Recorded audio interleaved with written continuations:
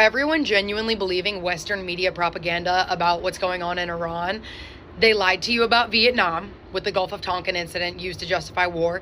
They lied to you about South Africa by supporting apartheid for years and calling it stability. They lied about Kuwait with false testimony to sell the Gulf War. They lied about Iraq. There were no weapons of mass destruction. They lied about Afghanistan. Internal documents, which you can access yourself, showed officials knew the war was not winnable. That progress was being exaggerated to the public for years. We struggled in Afghanistan. They lied to you about Colombia under the guise of war on drugs while fueling violence against Colombians. They lied about Venezuela through sanctions and narratives around intervention. They lied about Libya, claiming it was about protecting civilians, and it turns into a regime change. They lied to you about Syria, constantly shifting narratives around who we were actually supporting.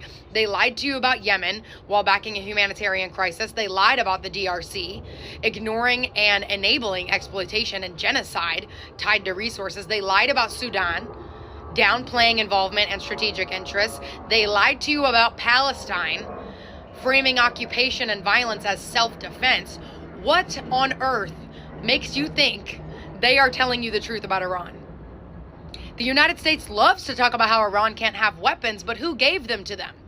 You ever heard of the Iran-Contra affair in the 1980s? The United States secretly sold weapons to Iran, even though we publicly considered Iran an enemy, and we had an arms embargo in place. They were not supposed to have weapons. And then they took the money they got from selling those weapons and illegally funded a war in Nicaragua behind the Congress and the public's back.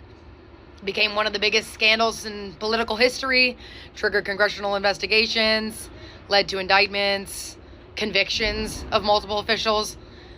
No? And all while this is even still happening, Iran was still treated like an enemy publicly. So if that happened then, what makes you think everything happening now is being fully told to you?